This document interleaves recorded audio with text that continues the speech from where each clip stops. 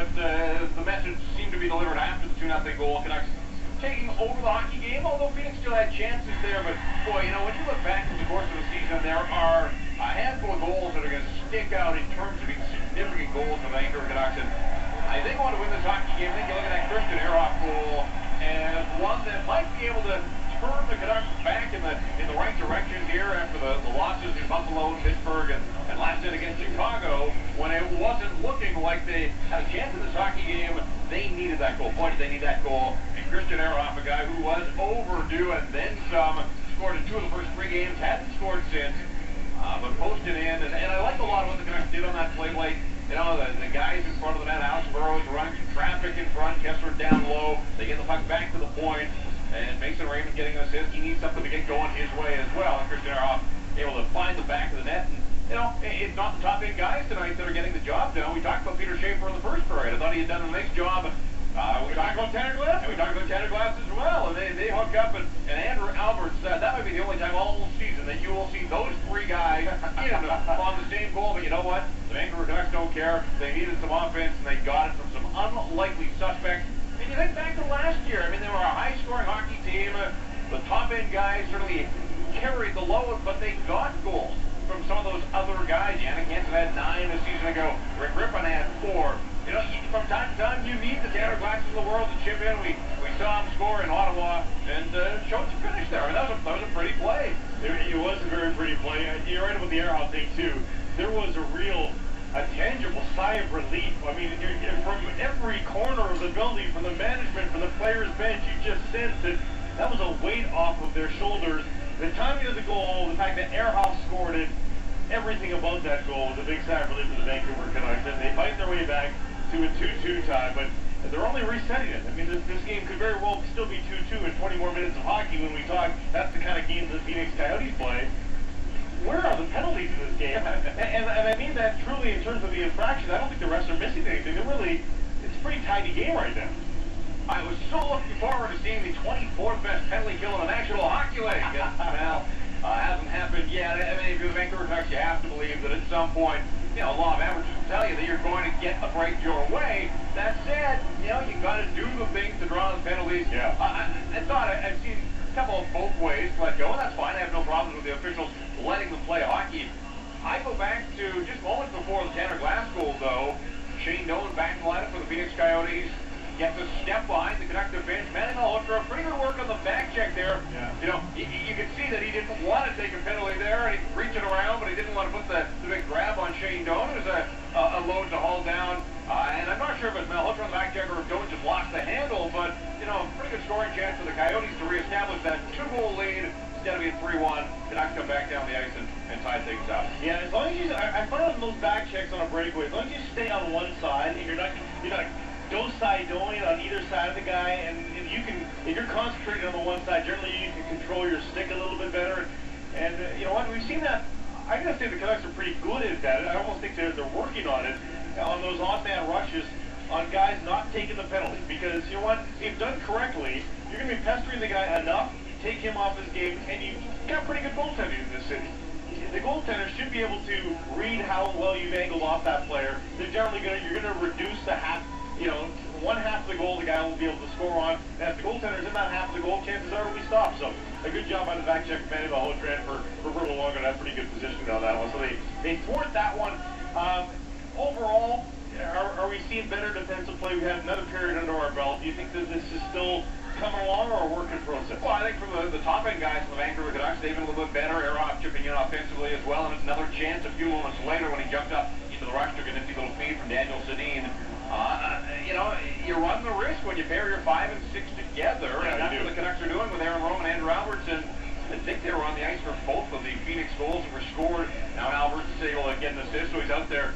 You know, it's been an eventful night for Andrew Alberts. He's on the ice. Things are happening here at Rogers Arena, but you know, that's the risk you run when you put those guys together and rather try to spot guys in and try and, you know, maybe hide them, if you will, in your lineup. And Phoenix Coyotes able to capitalize. And I'm not just suggesting that the goals that the Coyotes have scored tonight have really been the fault of either one of those guys, but we also saw the first story when Volsky got in between those two and had to be hauled down here in Rome, taking one of the 2 penalties in this hockey game. So it'll be interesting to see how the Vancouver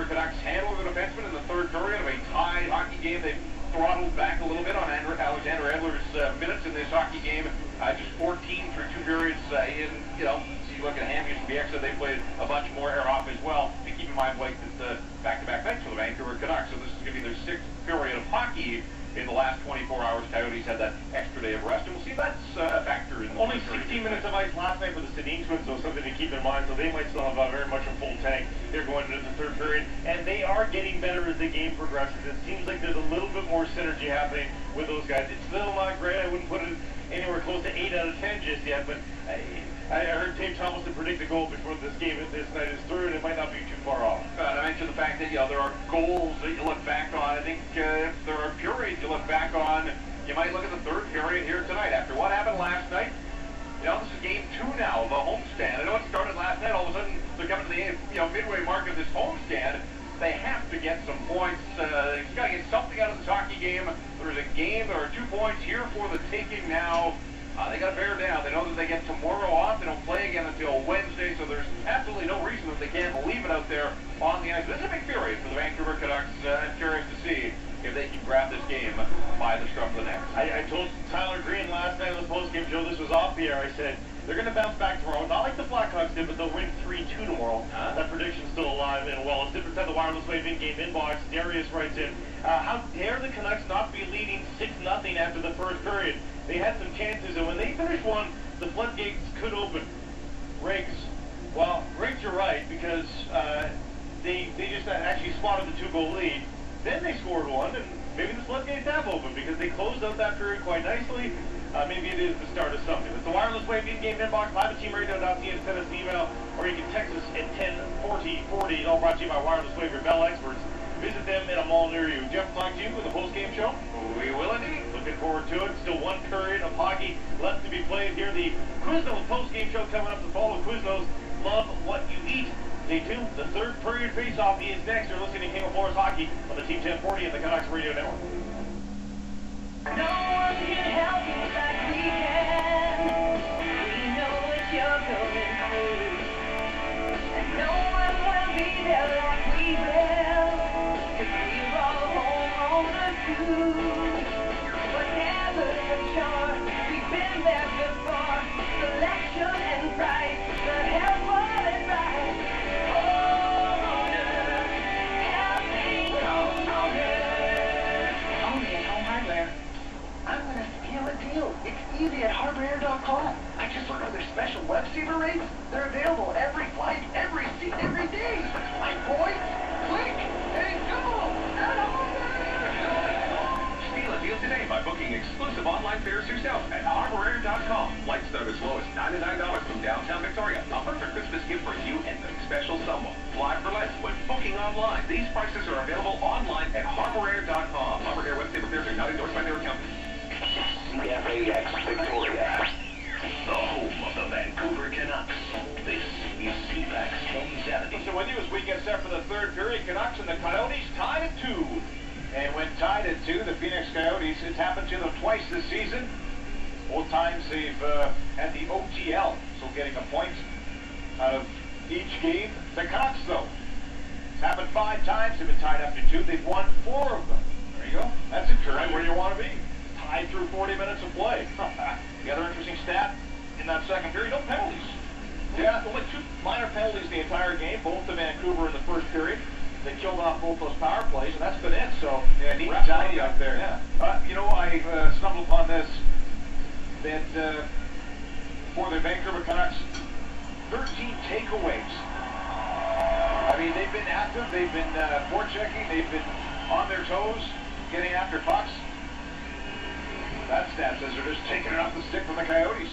Canucks hockey is brought to you by the King of Floors. November is Make a Deal Month. Take advantage of massive savings in the Mega Flooring Warehouse, number 10 Highway in South Surrey, and the 3rd period just underway.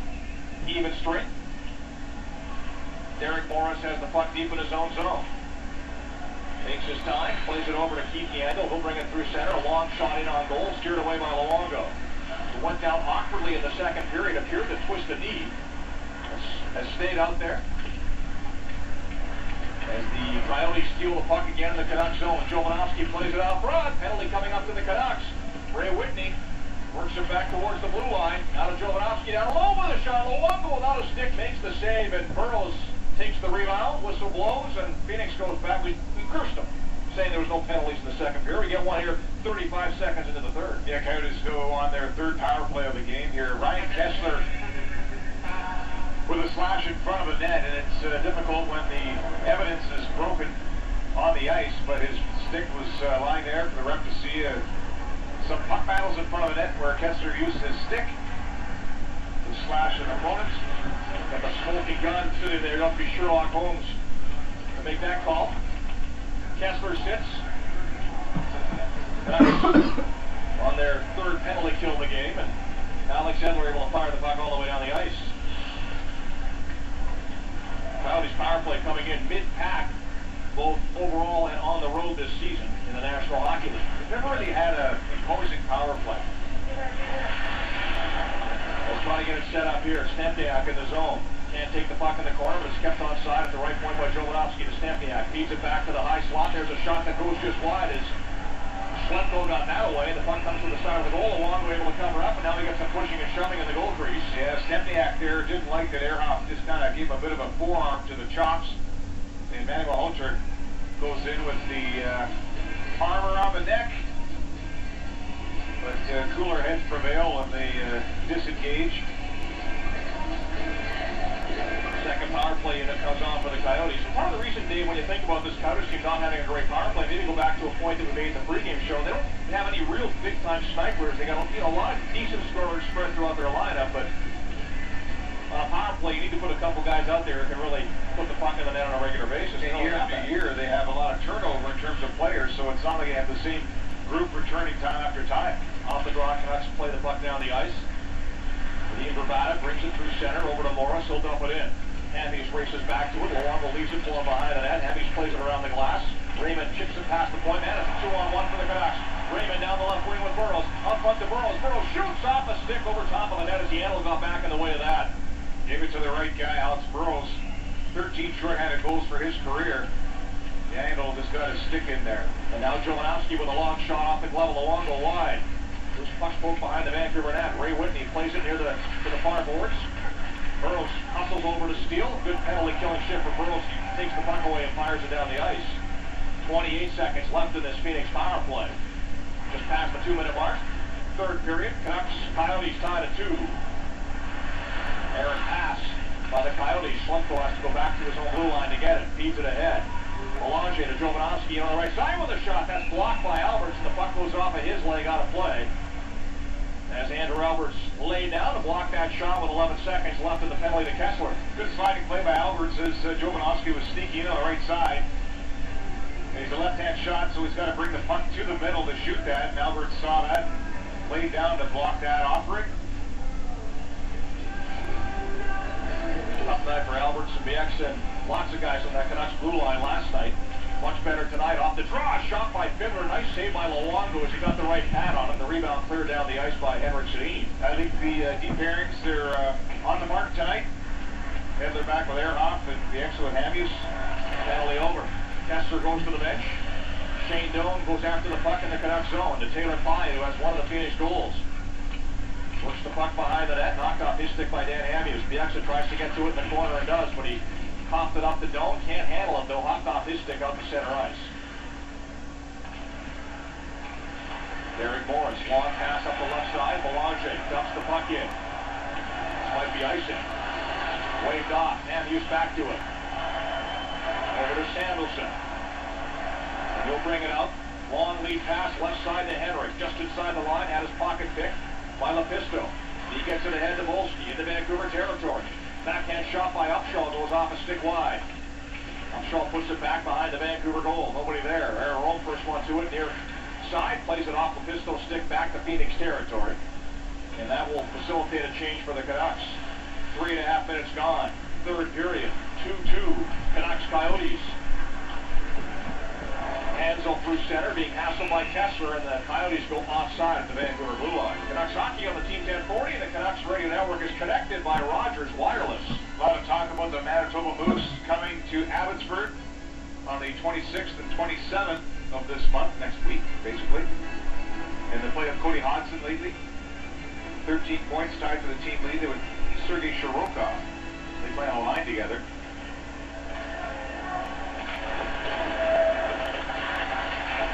How much interest there would be in an AHL franchise if it was the Canucks farm team in this area? It would be huge, wouldn't it? It would be. And Vancouver very happy with their arrangement in Manitoba. As Raymond brings the puck over the line, the Canucks go offside. Kessler a little anxious on the right wing. Yeah, I bring that up only because